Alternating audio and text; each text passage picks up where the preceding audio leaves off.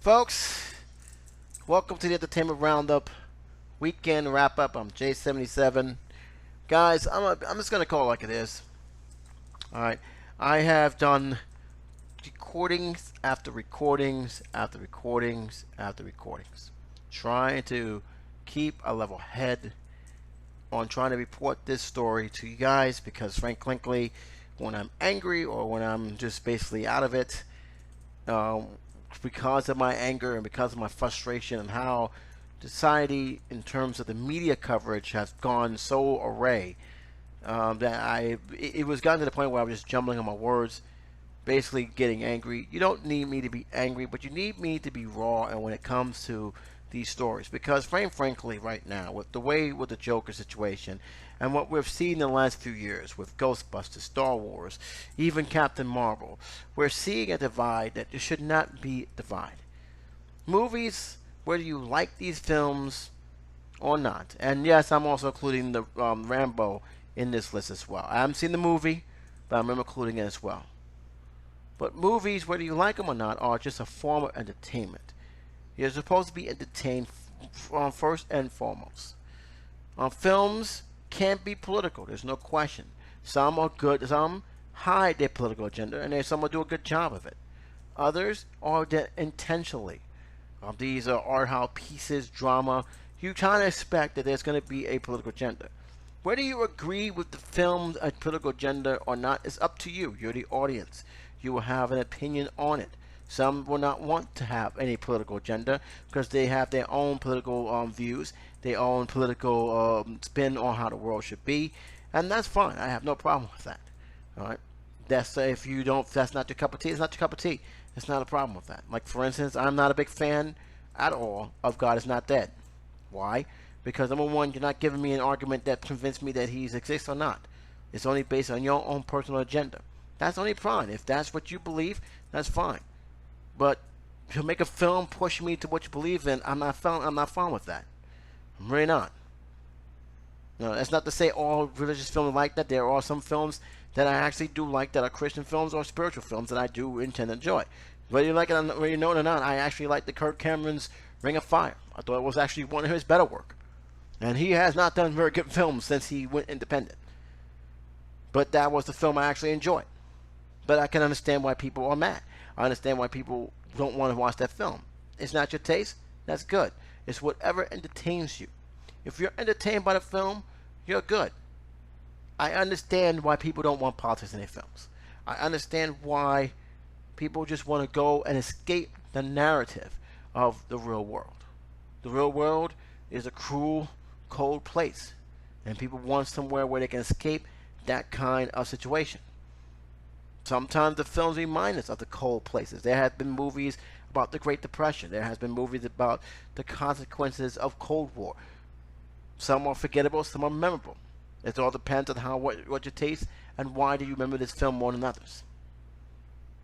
I do not rate every film the same. When it comes to me, when I give you my opinion, you should be comfortable knowing I'm going to give you my opinion and put politics off the map. You didn't came here to give me my political view of the movie. You wanted to know why I liked this film, why I didn't like this film, and what rating I'm going to give. I try to look for the good in all the films. It's very rare that I have a film that's 0 stars. If it's 0 stars, it ticked me off to no end. But a film that I despise and hate may be a masterpiece to you. I'm bringing this out for a reason. The one thing I will never do, there's 2 things. I will never give a rating of a film I did not see. That is deceptive, deceitful, and pretty much a fraud. If I gave a film a rating, it's because I saw the film and I give you guys my honest opinion on the film. If it's a brand new film, I'll give you my feelings without spoiling it because I don't believe in spoiling films. If it's a flashback review, I'll go into small, minute details and tell you why I liked it at the time, why I didn't like it at the time, and will give you my honest opinion from there on out. The important key for it is you come to get honesty. You don't come to me when I do a film review about my political agenda. You don't come to me about, well, I don't like this film because God is not God in it. It's betraying God, or it's a liberal film, so it doesn't have enough conservative views, or anything that doesn't fit my conservative. If that's the case, I shouldn't be doing movie reviews. I shouldn't do flashback reviews.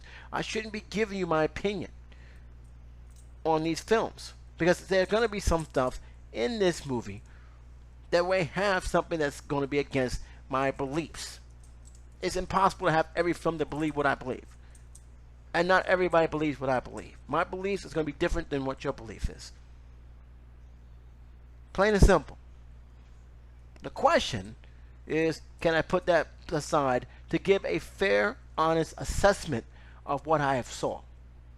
I believe I've done that for every review I've done, for every video game review I've done, for every comic book review I've done. And I strongly believe in giving people why I did not like this. If I give you a reason why I did not like it, you'll get it. Simple as that. If I love the film, I'll give you a reason why I love the film. I have no problem with that. But it's going to be honest, and it's going to be prejudice-free. Even if I was to like the director, if he makes a good film, I'm going to tell you why I like this film from him. I'll also tell you why I didn't like this film from him. But I always will give him a fair assessment.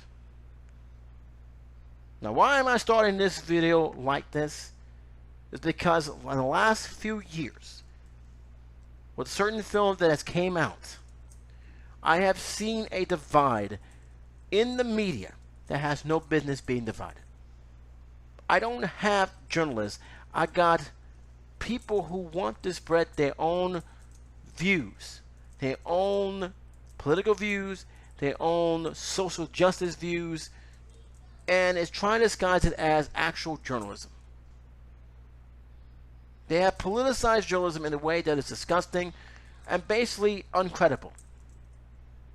Let's be realistic here. You know what they are. Hit it. Rambo, Sticks and Stones, Ghostbusters, Star Wars. Do I need to continue going on? Now I'm gonna go. We already know the Ghostbusters thing, but I'm gonna dive into it every now and then to prove a point. Same with Star Wars, because whether you know or not, they've been hurting these last 2 years, and they're continuing to be hurting now to the point where they actually have to make some changes. Let's just hope it's not too late. But after hearing the stuff, what's going on with George Lucas and how they have lied to the man, which, let's be honest, most of that is on Lucas because he didn't do the one thing you would think he would do, make sure they hold him accountable by putting that in the fine print. You don't make the script I want, I take the sale. You get your money back, I'll take that back. Thanks to you doing business. But he didn't do it. But needless to say, yeah, it's kind of shady what they did. The Ghostbusters situation, where they was trying to politicize that for no reason whatsoever. So now we got Sticks and Stones, Rambo, and a film that haven't even came out, Joker. Now, I will say WB did something that I actually liked, and I'll get to that in a minute. But I gotta go with Dave Chappelle first. I mentioned this earlier between Dave Chappelle. It's been a few weeks old. I have told you, hey, look, it's a stand-up comedy. It's not going to be politically correct. If you don't like it, don't watch it. I'm being honest with you. Don't expect that. He's been doing this for years. He's not the only one. There are plenty of comedians I can just name off that are just as unpolitically correct. Andrew Dice Clay, Eddie Murphy, Richard Pryor, Red Fox. I can make the list on and on. Larry the Cable Guy. Denham, Jeff Denham, the puppeteer. Tori Little. Tracy Morgan. Do you want me to continue? They didn't get famous by being politically correct. They got famous because not only were they impolitically correct, but they've had a point to tell. Dave Chappelle had his second stand-up in as many years. He's gotten back to the game. Sticks and Stone was the most controversial yet, to the point where you have media from the left canceling him, trying to say It is terrible. How dare he? He's offensive. He's that. He's a comedian, a stand-up comedian. What the hell did you expect was going to happen? And what makes it even worse, you have the media trying to shun him. I mean, he had one of the worst reviews on Rotten Tomatoes I've seen in recent memory. You know what's funny, though? He has one of the best reviews the audience have ever given him. It's night and day. He had from 0 to 20, he has a 93% from the audience. So how is it possible that the reviewers, which gave him a rotten tomato, a smelly tomato of 23%, versus the actual audience, which was in the 90s? Well, for starters, a lot of those reviewers wasn't reviewing the movie, but more of the political subject matter that they have narrated, to the point where they wanted to cancel him, ruin his career. I find hilarious. And it brings very dangerous questions to Rotten Tomatoes, because I heard in the grapevine that not many platforms who actually use Rotten Tomatoes as a reliable source of film rating isn't too happy with what's been going on. And people are actually questioning Rotten Tomatoes right now. And trust me, even though I think they will survive it, it will bring a question of, is these critics really being fair, or are they trying to put their political view? You have Rambo, who's gotten bad reviews. Now, some of the criticism from Rambo, I can see their point. Double Toasted have made their point about not having a great script, that there was really nothing to work on, that the film is pretty much a shell of their former self, and they gave interesting bullet points as to how. You also have Jeremy Johns bringing up some issues with the film, but unlike Double Toasted, he's actually been more on the is entertainment. What you can expect? There are other people saying he's just being Rambo. I don't know how the film is. I'm not going to talk about it. I'm not going to rate it until I see it. To be fair, the trailer didn't really pique my interest. I can wait. I have a daughter I got to take care of. That film is not making me rush to spend my money where I can actually get food in the house and make sure my daughter has full clothes on her back. So I can wait. No big deal. But I did find some of the reviews that seem to focus on one thing and one thing only. And that is how they're saying it's a pro-Trump film that's going to stir up, and I quote, stir up more hatred towards Mexicans and encourage them to continue to build a wall. And I'm saying to myself, from what I saw in the trailer, I didn't see none of that. Yes, I know it's a Mexican cartel. I also know that the film wasn't filmed in Mexico. I also know that there was actually more light at what the Mexican cartel has done. But despite all that, you do know they are the bad guys, right? I mean, what do you expect? You expect them not to have that? Where were you guys when Rambo 4 came out? Or 3? Or even 2? You decide now all of a sudden you realize that, hey, they're picking these people as the bad guys? Really? This is the best argument you have? Not that the story is bad, not that the fact that this, it has no, good acting. You're just going to stick with that? That's your main reason? If that's your main reason, I cannot trust you as a journalist. Because obviously, clearly, you have a political view behind this. Obviously, there's something else going on, and it has nothing to do with the film, but the political nature of the film, which, by the way, is not even trying to be political. It really isn't. It may have been political when the first Rambo film came out because they had a message to tell. Yes, the film was about soldiers coming home, not being welcome, the effects of war. It had a story to tell. But Rambo has not been that story since the first one. I'm keeping it real. It hasn't. I didn't think Rambo 2 was bad. It wasn't great. But Rambo 3 was the worst of the series. Rambo 4 was a bloodfest. I consider it a popcorn film. I'm not going to sit here and say it was terrible. I gave it 3 stars. But it was a blood fest. It said some mumbo jumbo about, we got to be soldiers and stuff, but other than that, it was a blood fest. But either way, I came in knowing it was going to be that way. I asked about it. Can you be good? That's all. Can you entertain me? Was I entertained by Rambo? Or what I call John Rambo? I wish they would have just said Rambo 4 because it's actually the fourth one. Yeah. I was entertained. Key word, entertained. I wasn't looking for no political agenda behind it.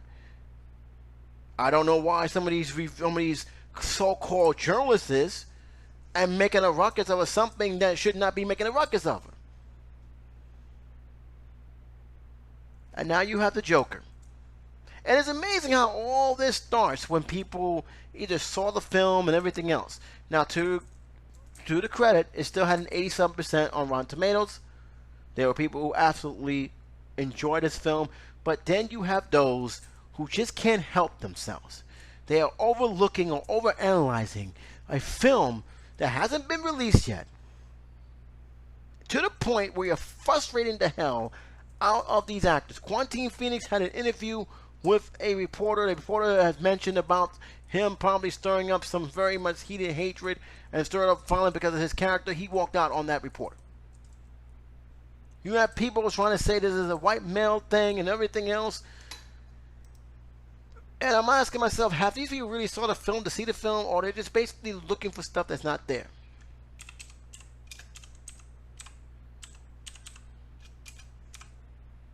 I just don't get it. And the sad part about it now, you have Warner Brothers basically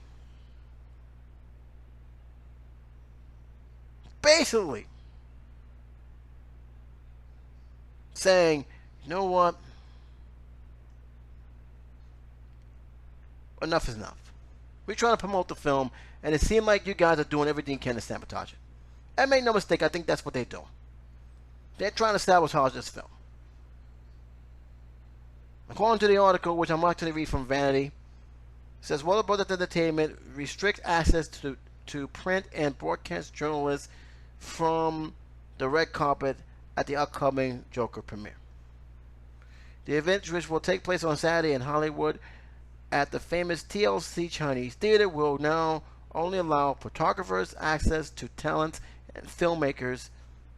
Accepted attendees, including Joaquin Phoenix, director Todd Phillips, and supporting stars, which has worked with them. I'm not going to say their name because I tried 7 times and I kept messing it up. But these are the support stars like Robert De Niro and other people who has been playing in this role as well. So there you have it. The movie to restrict access to interviews comes in a week of headlines about the violence and provocative nature of the film, and measures the inform to protect American moviegoers as they prepare to screen it. Because a bunch of reporters have already made it their business to say, hey, this film may bring out the worst in people. I know. Of course, a lot of people are upset.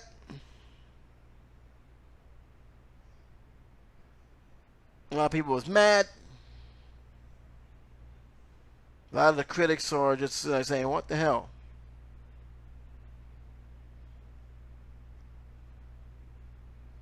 I know the quarantine didn't mention it, and I agree with what he says.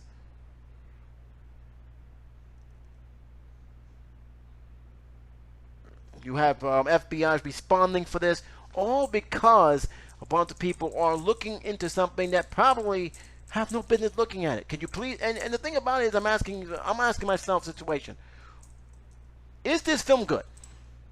What was the point of making this film? When I've seen the commercial, I say there's obviously something going on with this man. There's something he wants to do, and he's being constantly shunned upon. You tell me that doesn't happen every now and then? You tell me there's people who actually feel this way? You tell me we can't make a movie about this?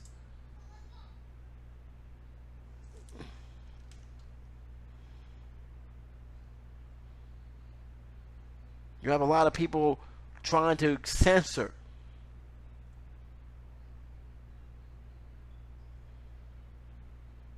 It just doesn't make any sense.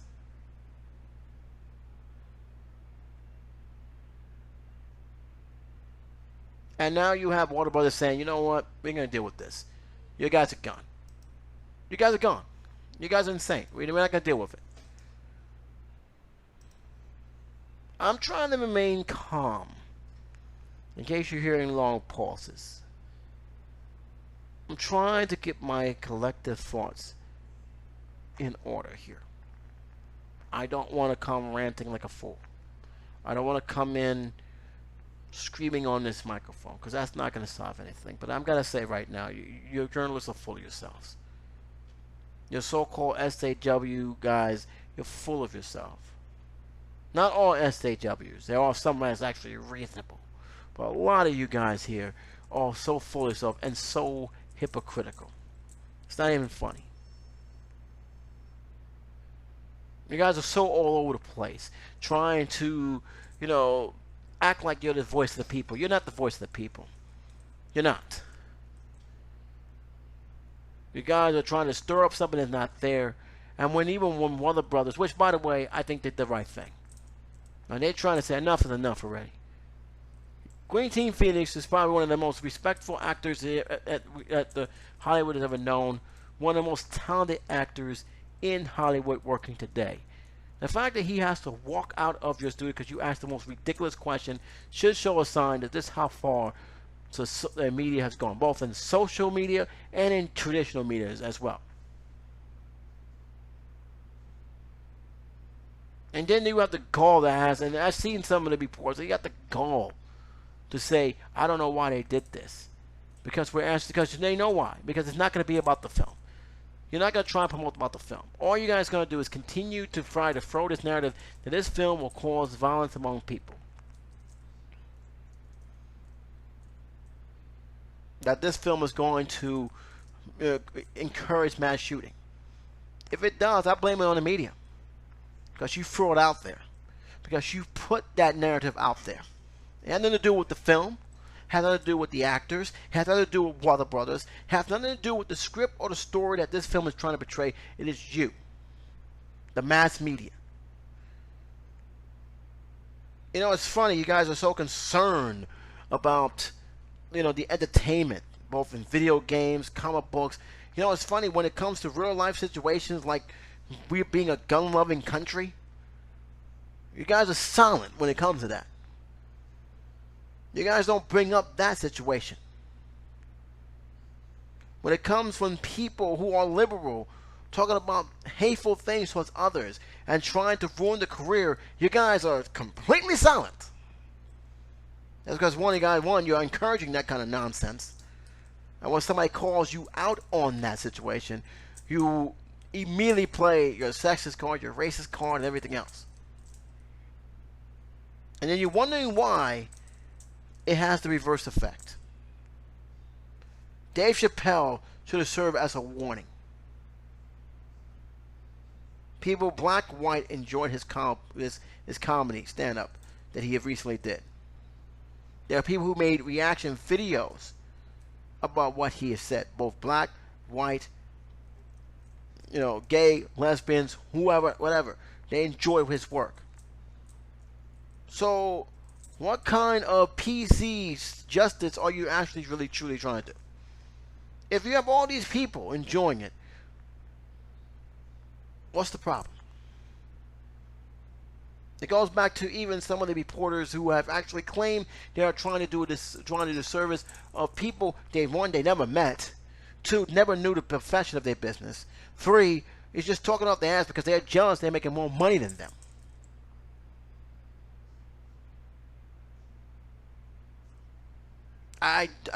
This is the thing why I don't. This is why when people say fake news, they don't mean Trump's fake news. They mean fake news as the fact is that you're focusing on stuff that's not there, not really giving us a full detail of the story, not rating these films or actually judging these films based on whether it's good or not, but more based on, well, in my political view, I think this film is bad because this is not the time to bring this film out because it's going to cause white masculinity and cause people to go crazy. All that stuff is irrelevant to me. why is this film good, why is this film bad, and give me an honest assessment to it. But some of you guys cannot escape the political nature on it, and then you wonder why it always reverts. All you have to do is look at how bad it had worked for you guys before. Ghostbusters bombed. Why? Because people didn't want to see the film. They didn't want to be labeled as whatever you guys want to claim the label of the mass. Star Wars is in trouble because they try to be catered to this group of people, and not only did they had the opposite effect, but they have been reeling even in the carnivals, in their theme parks. It has not been a great 2 years with Star Wars.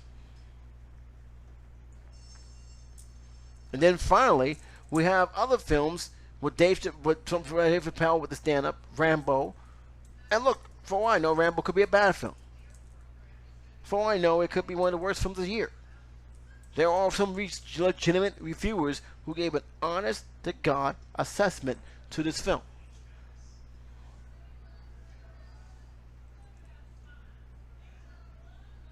There are a lot of examples out there.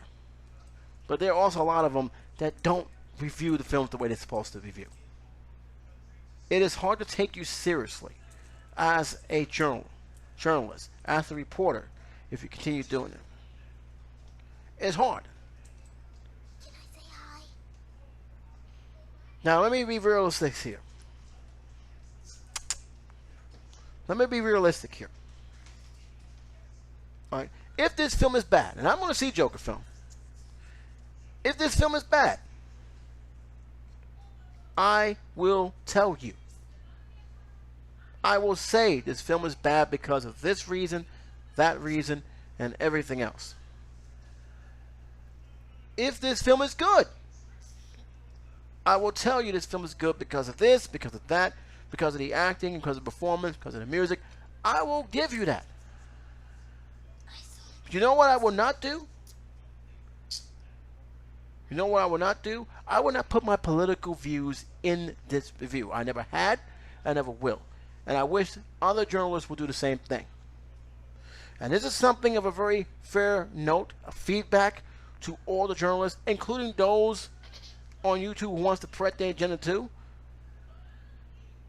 Sooner or later, it's going to hurt your credibility. It's going to hurt your credibility towards those who expect you to be honest and trustworthy with your reviews.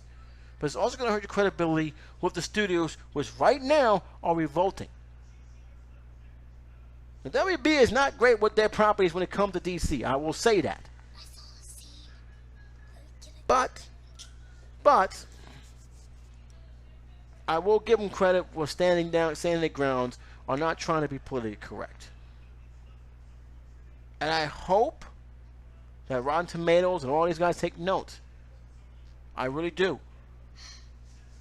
Now, before I get on to my next topic here, because I got to talk about Spider-Man, Embry wants to say hello. I'm going to give her a chance to say hello, and then we're going to continue onward. Alright, so I'm going to give her a chance to say hello. And are we going to be reviewing Wreck-It Ralph together?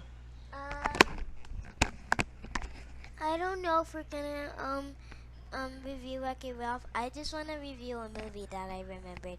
Hi guys, if you remember. That's my daughter for you. Well, we are reviewing a movie together. Maybe we'll do Spider-Man, the new third film that's coming back on the MCU. You know, some guys, I'm not really. I know I've seen a lot of people who are excited about this.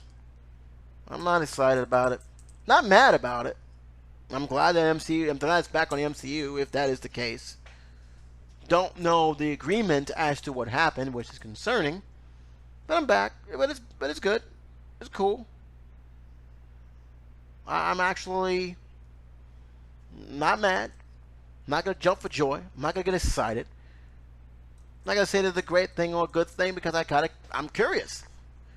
What led to the change of heart? What deal would have been made? You gotta know that something was given. And hearing Kevin Feige's response that, you know, both studios are gonna be doing something with the character, it concerns me a little bit. But let me explain why I wasn't too shocked to hear that Sony is back on the fold. And it has something to do with Kevin Feige, which is the man. Let's be realistic. Give him his props. He has done a tremendous job working with Marvel. But with Star Wars. Remember when Sony said that they said that Feige wouldn't be able to work with them because he's too busy with other projects, and it was a good response. I mean, I'm not saying it was bad. They said that they are working with other people to put Spider-Man on the map, and basically they said that Kevin Feige is just too damn busy. And I said, fine, it's not a problem. It's a good speech. They didn't burn no bridges with him. Well, when it was reported that he is going to direct one, and I gotta put emphasis on that, one Spider-Man film, it raised the question of just how busy he really is if he's found a way in his so-called busy, impossible schedule to do a Spider-Man film. He can't be that busy if he's doing a Star Wars film. I don't see why he can't produce or direct a Spider-Man film. It doesn't make any sense. I kept my piece on that because I just kind of find it odd that they made that restatement. And again, I'm not knocking the statement. It's a respectable statement. They didn't burn any bridges. It's a damage control, pretty much customer service, peer relation response. But it was a good one. But it really does put the question of what was really going on behind the scenes. Were they playing for leverage? Were they doing something? Because clearly, he couldn't be that busy. Clearly, he did have enough space in his busy schedule to squeeze in a little bit of that Star Wars. And mind you, I wasn't that excited about him being in Star Wars, not because I think he's going to be able to do a bad job, because it doesn't really change the fact that the Star Wars universe don't really have a game plan. They just don't. But here we are. No less than 48 hours later, Spider-Man is back in the MCU. And my question is, what changed? We don't know the deal. I mean, I've been trying to figure out if there was a. It's probably obviously it's a closed deal. They're not revealing to the public, but something had to give. And I do believe it's more on the side of Sony. Now I've seen the boys at Devil Told You, man, say Corey Coleman, and by the way, I recommend you check it out. I think he was the most honest, leveled person in this entire thing that when it went down. I think two studios realized the overall consequences of their actions. Now again, I'm not faulting Sony. That's their property, that's their baby, and they're not going to give up power. But that's the key here. Power. How much more power do Sony has with this character? Because keep in mind, they still hold the string. Things can fall through at any minute. They still can actually say, you know what, we don't want to do with the universe anymore. We're going to do this. Now, I don't think that's going to happen, but it could happen. So I have to ask, what kind of power do they have? I'm pretty sure that Disney didn't get what they originally wanted.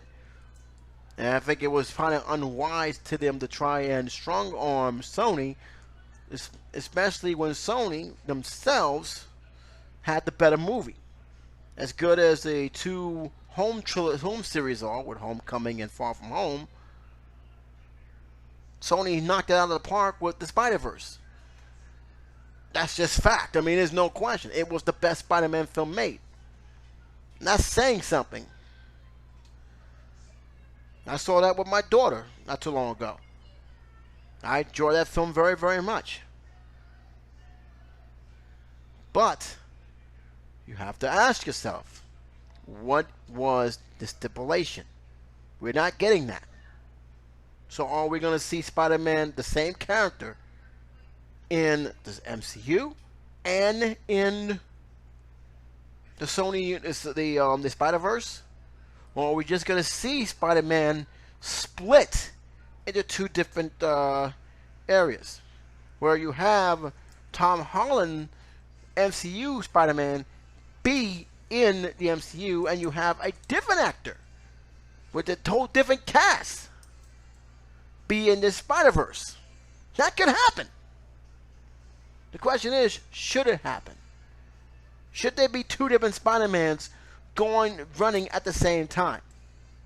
And if you think they can't do this, keep in mind 20th Century Fox had Quicksilver in the X-Men. Avengers had a whole different Quicksilver in their franchise. Yes, they killed him off. I understand that. But it was still two different Quicksilvers going at the same time. Two different actors. And you had two separately different storylines going on in that situation. Now, Quicksilver survived a couple of movies. The one in Avengers got killed off. Your sister survived, of course. Played by the most talented Olsen sisters in the entire family. Elizabeth Olsen. Liked her in that character role. But that brings a good question. Everybody's jumping for joy and exciting. I think that you need to stop and pause and ask yourself this one question. What did it cost to get this deal done? Will we see one Spider-Man and Tom Holland, sorry if I said your name wrong, jumping back and forth in the series? Or will Sony said, okay, you do this Spider-Man, we do our Spider-Man, and that's how it's going to go from here on out? Because you know they're going to do a Spider-Man in their universe. It's inevitable that they're going to do it. They want Spider-Man in the Spider-Verse as bad as they can taste it. Their mouth is watery. They're making multiple characters without Spider-Man, but they want Spider-Man to be involved in this series. Now, you want my honest opinion. My honest opinion, my full review on this, I see it being two Spider-Mans going on at the same time. I could be 100% wrong. You guys can tell me, see, you don't know what you're talking about. That's fine.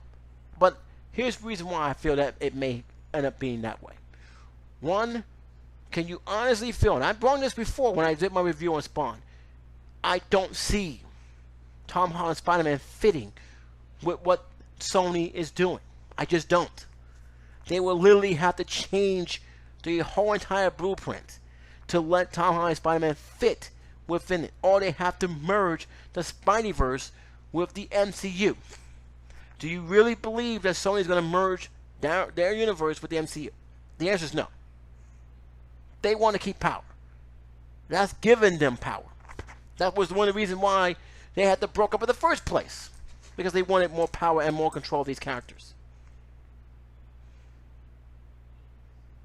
So the question is, the only other option I see for this to work is they do Spider-Man on their own thing while they say, okay, now we're doing our thing, but now you can do your thing. It's something similar to what they did with Quicksilver. That's the only way I can see it. Unless, like I said, Sony literally changed their blueprint and say, okay, we're going to change it where it fits the MCU universe. Then I don't see, there's no way that this character can work with that universe they are creating. Unless they're going to give us a totally different Spider-Man. Now, will I be upset about it? No. If the acting is good and there's a good Spider-Man, here's the man who plays it. If it's a good Spider-Man film, people will like it, people will enjoy it, people will blog about it, the critics will say their opinion about it, people will come to see it. Now the next question is, will it be wise to do it? Will it be a confusing factor? That's a good question. I honestly don't have an idea for it. But it's something that I think people need to take in consideration because, again, they're going forward with the universe. They're going forward with the films they have. So my opinion is, should they do it with a separate Spider-Man?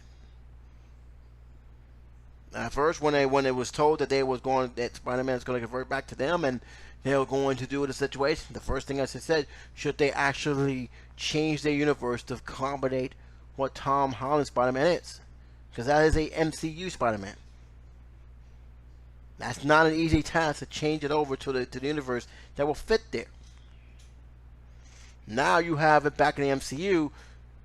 Now the question is, are they going to pursue with Spider-Man, but with a whole different Spider-Man altogether? I mean, if they do, they do. But will it hurt both brands in this? The answer is yes, in many ways. Because will people actually go and see one Spider-Man over the other?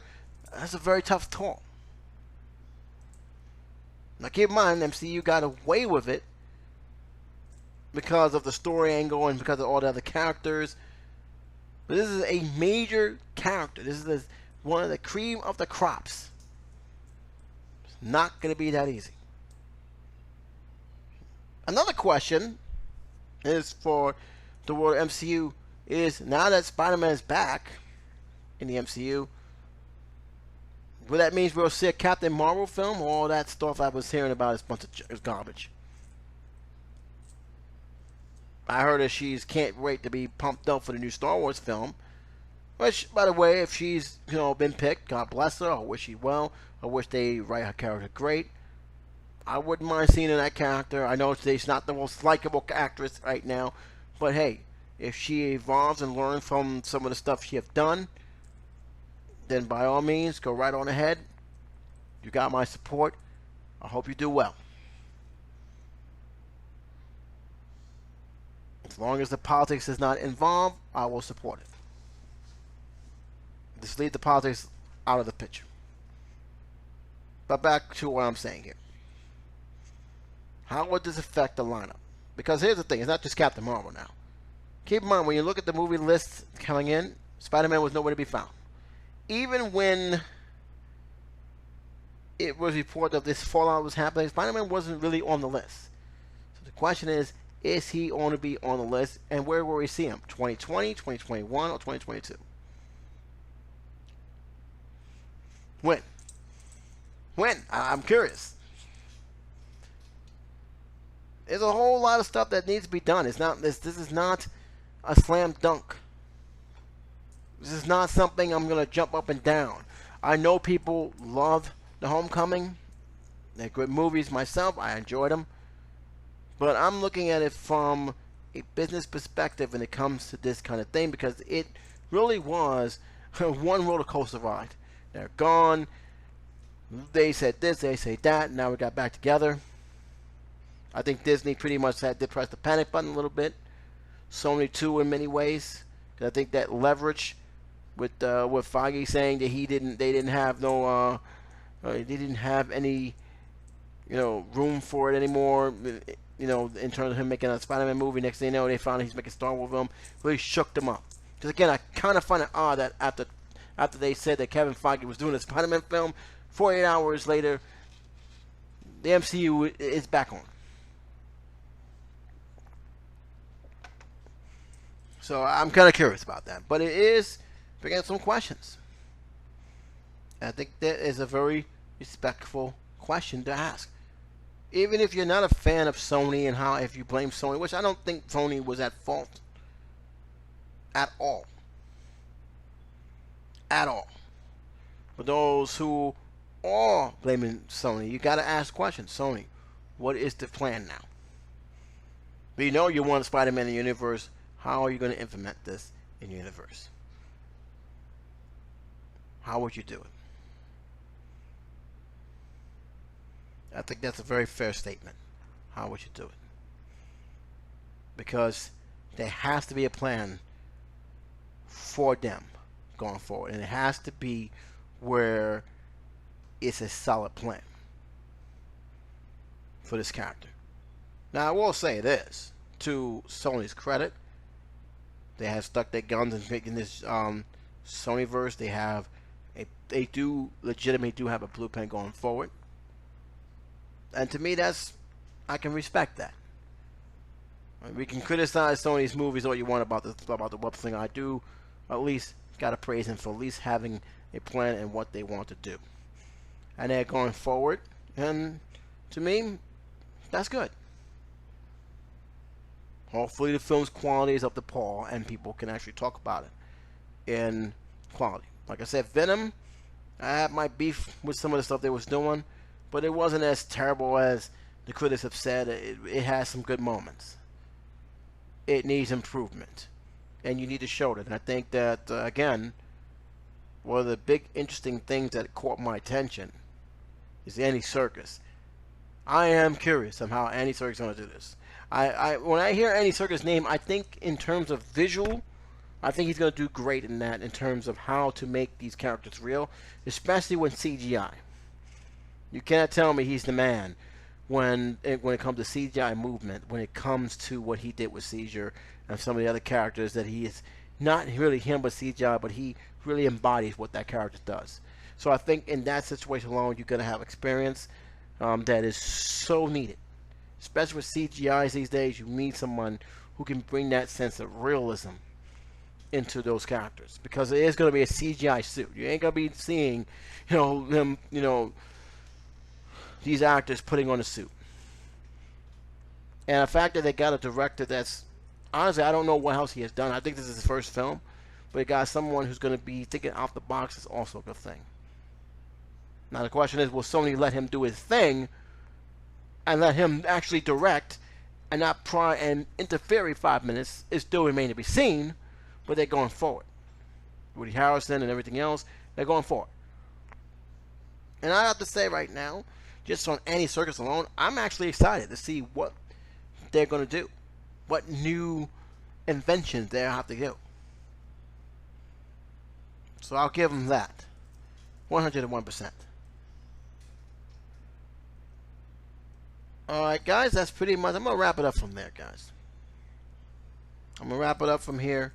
Thank you guys for sticking by me for this long. My daughter loves to talk on the microphone. I gave her a chance to talk about it. I didn't think it was appropriate for me to have her talk on this, but she is going to do a video soon, and don't know what she's going to talk about. I do know it has something to do with the doll she's seen. And if anything else, I have not forgot about the video that I was supposed to do. Is the Commander. It's going to come up. I have been sick though, so that's actually kind of hindered me from doing some reviews this last few days. But I am going to post it up. It will be posted this week. I'm going to make it my business to make sure it's there. Until next time, guys. Again, your reviews, your opinion is very important to me. You guys may not agree with what I have to say. Even those who may have actually heard it, who was part of the group I was talking about, fine. Post a video, post your opinion. Let's have a dialogue. Let's talk. We can't have a dialogue if we're continuing to say, if you're this, you're that. That's not having a dialogue. That's just being dismissive and not actually talking about the importance of these things. Because like I said, I like to hear from some of these guys. I like to have that conversation. I don't mind if you can actually talk to me about it. But here's the thing you need to understand.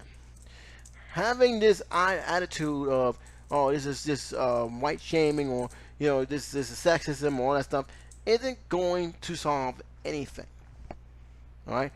Again, I have to say this. I look at movies as entertainment, and I try to keep that as such. If a film is deliberately and purposely being political, even those who hide their political agenda. Case in point, The Day the Earth Stood Still.